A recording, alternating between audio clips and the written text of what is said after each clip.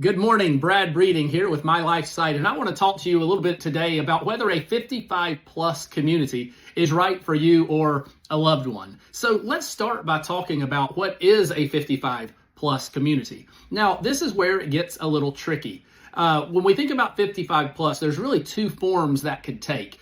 Really, as a baseline, when we say 55 plus, we're talking about a minimum age, obviously, that you have to be 55 or older in order to live there. So with that understanding, 55 plus communities can come really in one of two forms. So number one, a 55 plus community may come in the form of a neighborhood.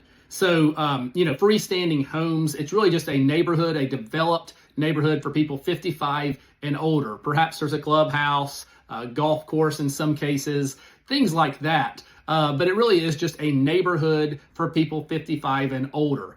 So with this type of community, there's no care available by or provided by that community. It's simply a neighborhood with homes.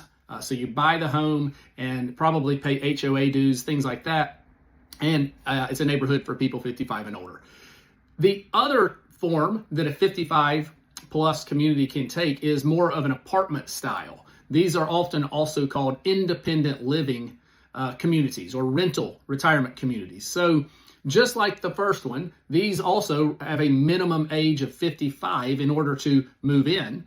And with this, instead of freestanding homes, they're apartment style. One difference between an independent living or apartment style community versus the previous type that I described, the neighborhood setting, is that with a rental retirement community, then there will be some care that's potentially available. So residents living within that community, if they should need non-medical assistance, generally referred to as custodial care or supportive living, some level of assisted living. This is help with the daily activities of living, bathing, eating, dressing, these kind of things. So if residents need that type of help, it often is available in an independent living community. So usually it's provided in their in their independent living apartment.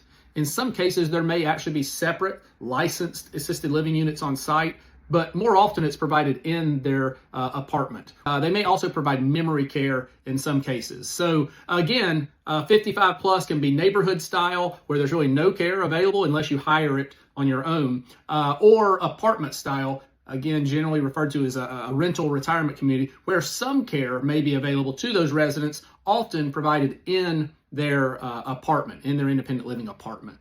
Okay, so now let's talk about whether a 55 plus community is right for you or somebody else that perhaps you're helping in this decision. So let's talk about each of those options that I described. The first one, neighborhood style, usually freestanding homes, maybe townhomes.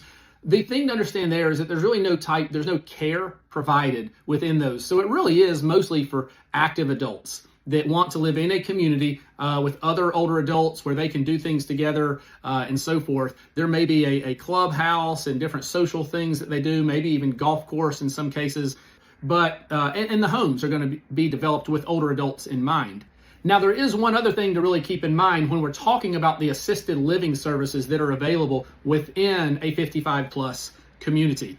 Even within the category of assisted living, there can be different levels of care. So, when you compare the assisted living in a 55 plus community to the type of care that may be found in a stand-alone assisted living community, where that's all they do is provide assisted living, there can be some differences. In other words, the 55 plus community may not provide quite the higher levels of assisted living that you would find in an assisted living community.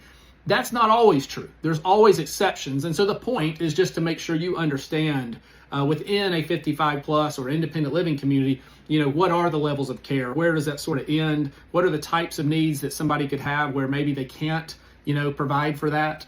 So those are the kind of questions you want to really ask. So with that in mind, a 55 plus community in terms of the more of the apartment style or the rental retirement community version of that is usually going to be right for somebody who, they're not quite where they need true assisted living. They're not ready to move into an assisted living, what I would call a standalone assisted living community. They're still somewhat able-bodied and active and things like that, but they want to be somewhere where if that changes, or if they need a little more care, it can be provided. But again, it's not going to be the same level of care necessarily that you would find in some assisted living communities, or certainly in a skilled nursing facility, where we're talking 24-hour care, rehab care, skilled medical care. Those kind of things obviously would not be available. I'll also mention that with a rental retirement community, you'll often find, again, not always, but usually the average age of entry is going to be a little bit higher than you would find, say, at a continuing care retirement community.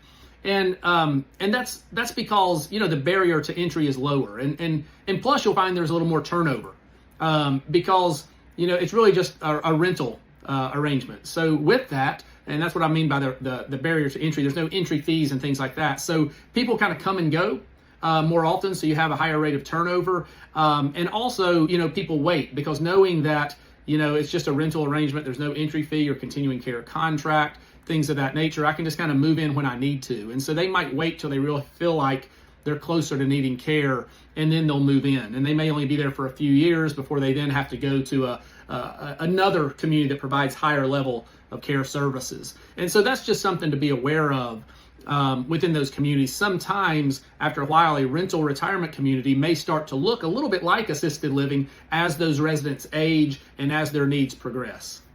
And really all of that sort of dovetails into the last point, which is really talking about cost. So, rental retirement communities are going to be sort of a mid-tier option. Continuing care retirement communities that provide the full continuum and so forth usually will be a little bit more or in some cases substantially more costly, but there are trade-offs because you get more, you get the full continuum of care and other things there. So always trade-offs, but with a rental retirement community, 55 plus rental retirement, you're really, as I said earlier, just a rental, just a month to month, maybe an annual, in some cases lease or something like that.